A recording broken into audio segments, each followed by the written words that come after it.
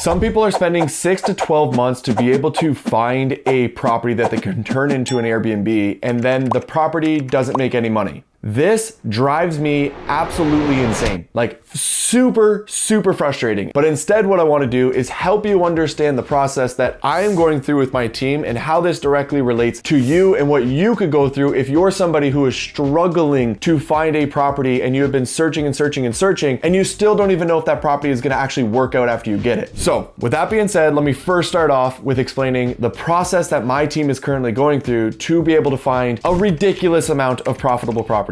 Yes, we have helped acquire 400 plus properties over a 4-year period. However, we have found hundreds, if not thousands at this point, of great deals that you would be extremely happy with if I put them in front of you. So I'm gonna go into the finer details and I'm gonna break this down as much as I can. Here we go. It all starts with the market. Obviously, that's a no-brainer. It's not the property, it's the market. And what we are doing is my team of analysts. So right now I have the largest team of data analysts searching for properties across the entire United States, trained under me and going through the exact process that is free on my website. And the first thing they do is they go into a market and check the regulations. Pretty straightforward, right? Can we operate here? Yes, no. Once they figure out that they can actually operate there, they are then from a very high level trying to see if there's any cash flow potential within that market. The way they do this is they find a regular property. They then go onto AirDNA and they try to figure out how much that regular property is making. Okay, so they understand that the properties are generally selling for about $500,000. They then go over to AirDNA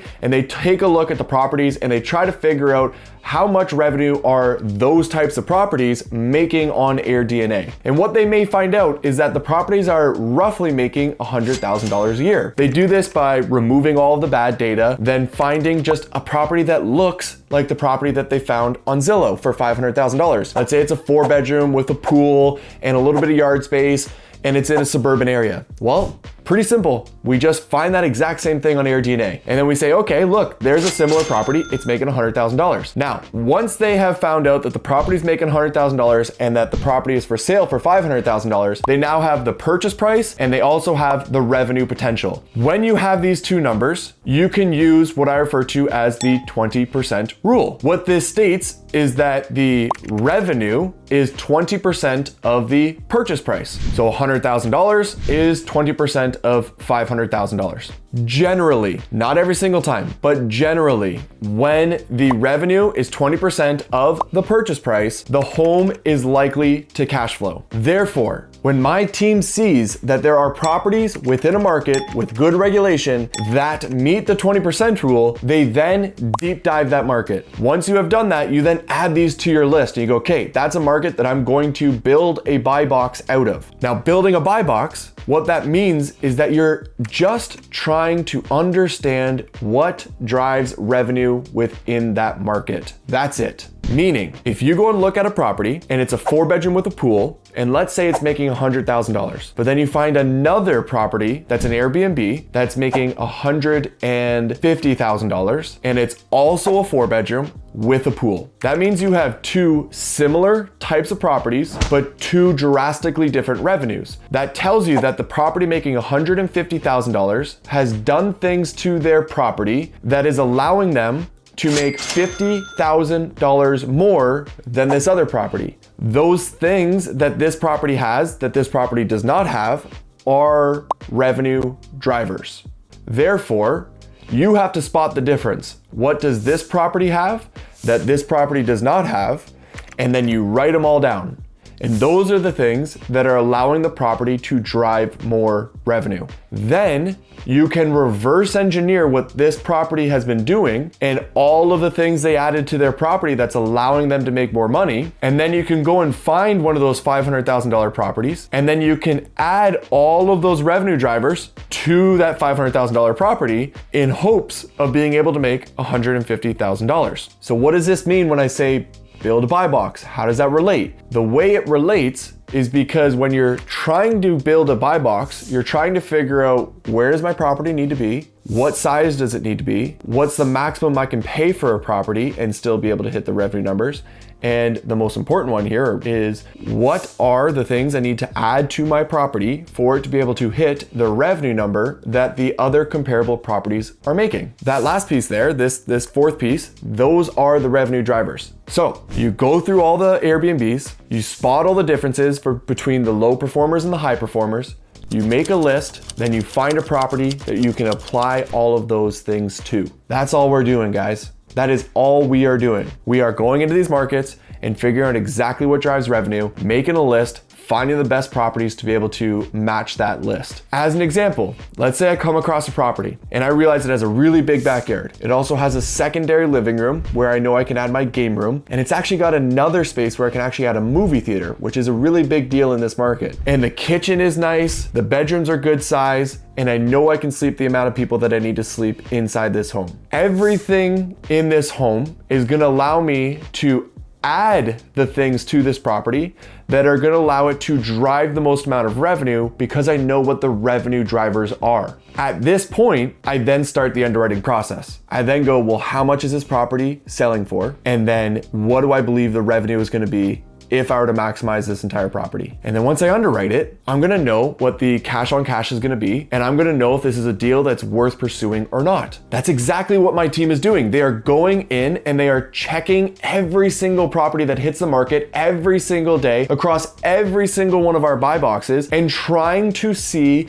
which one is going to allow us to be able to have the maximum amount of cash flow for that property. And you need to be doing the exact same thing. And the more that you do this within one of your buy boxes, the more you will realize that there is a pattern across all of the returns that you are seeing from most of the homes. Meaning that most of the homes that you're going to underwrite that meet your buy box criteria are going to have a similar cash on cash return. Let's say it's somewhere between 5% and 15% from your low to high revenue range. Well, as you continue to do this, what will happen is you will eventually come across a property that has a higher cash on cash return that may be closer to 10 to 20% or 12 to 22% cash on cash. The reason this happens is because every once in a while, a property will come on the market where the purchase price is lower, but the revenue drivers are higher. So maybe the kitchen isn't as beautiful, but the backyard is massive. Or maybe the secondary living room isn't that great. Or maybe the bathrooms need a little bit of work, but that secondary living room is massive and you can add in all of the amenities that need to add in as long as you just repair the bathrooms and get it up to speed. This happens all the time. When I say that we see so many other properties that our clients don't end up purchasing, it's those properties that are a little bit on the lower end. They're still profitable deals. And then we come across the good deal. And then we get that property in front of our clients and the clients move forward with those deals. And this is the exact same thing that you should be doing. You should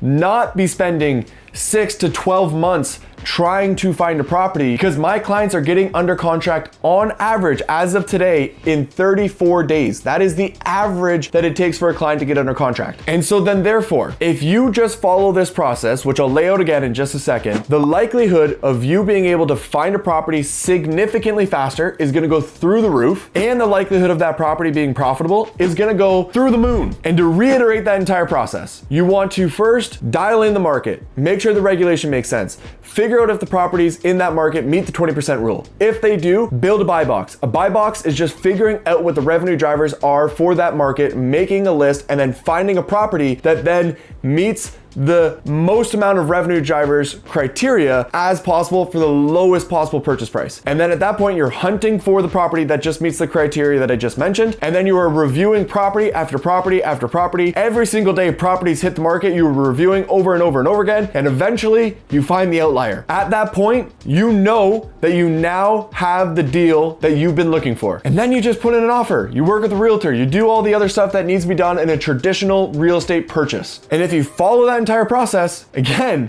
the likelihood of finding a profitable property in a really quick time goes through the roof. Now, the last thing I'm gonna mention here, guys, I haven't gatekeeped any of this. Like I already said, it is on my website for free. I've broken it down into a 7-day challenge where each day you can spend 1 hour reviewing the content, understanding it, and then the next day do the same thing. And by the end of the week, you will understand everything at a significantly higher level than what you currently do. And then you will be able to go into these markets with all that knowledge and be able to feel so much more confident as you analyze this data. And then you will eventually find a property that will actually make you a ton of money, which will make you very happy. It'll save you a bunch of money on taxes. It'll be cash flow positive. You will get the Airbnb bug and it will never go away. You'll be stuck trying to chase that high day after day, just like I am and all these other people that I work with. And you will continue to build a legacy for yourself, your family, your future, whatever it may be, whatever you care about. It is going to put you in a significantly better financial situation than if you were to buy a property